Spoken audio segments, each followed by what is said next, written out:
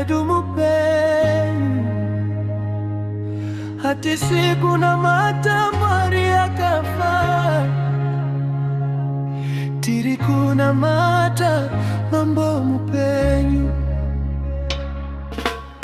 Panda kafamba murima imi makawa chiedza changu, panda kanganda pererwa imi makandi patariro, panda kachema mumoyo imi makanzwa kuchema kwangu, panda kawira pasi ruoko rwenyu rwakandisimunza, dosaka ndichiti handichati mangwana nekuti mwari wandinona mata mupenyu nokusinga peri. Mwari wedu mupenyu, mwari wedu mupenyu, anotonga nokusinga peri. mwari wedu mupenyu, Mumoto nesu, mumvura nesu, hapana chinotitisa mwari wedu mupenyu.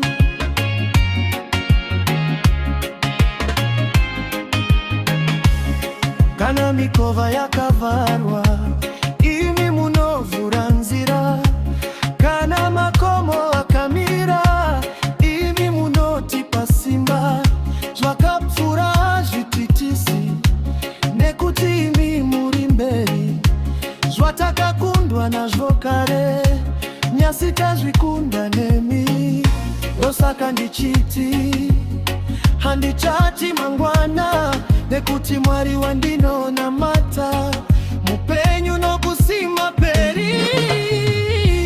mwari wedu mupenyu, mwari wedu mupenyu, Anotonga nokusinga peri. mwari wedu mupenyu, Mumoto nesu, mumvura nesu, hapana chinotitisa mwari wedu mupenyu.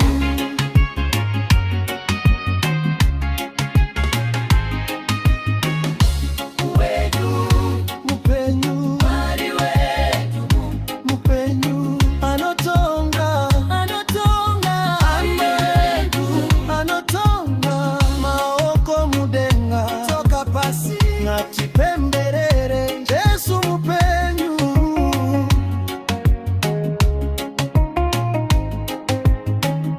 Handingotarisi zvandinoona, ndinotarisa kuna mwari, handivimbi nesimba revanhu, ndinovimba na Jesu. Kana nyika ikazununguka, ini ndicharamba ndakamira, nekuti dombora ndakavakira, ndi mwari wangu mupenyu, mwari wedu mupenyu.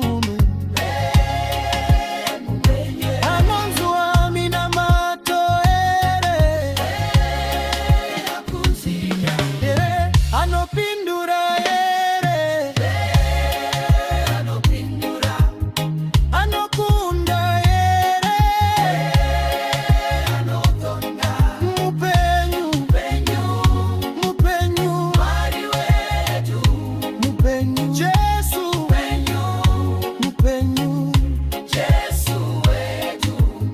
mwari wedu, Jesu wedu, mweya mutsvene, tariro yedu, tinotamba, tinofara, tinorumbidza, haleluya. mwari wedu mupenyu,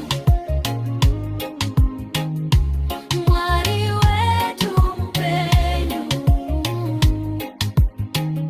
Anotonga nokusinde peri, mwari wedu mupenyu, hati sikucha, hati sikutoke.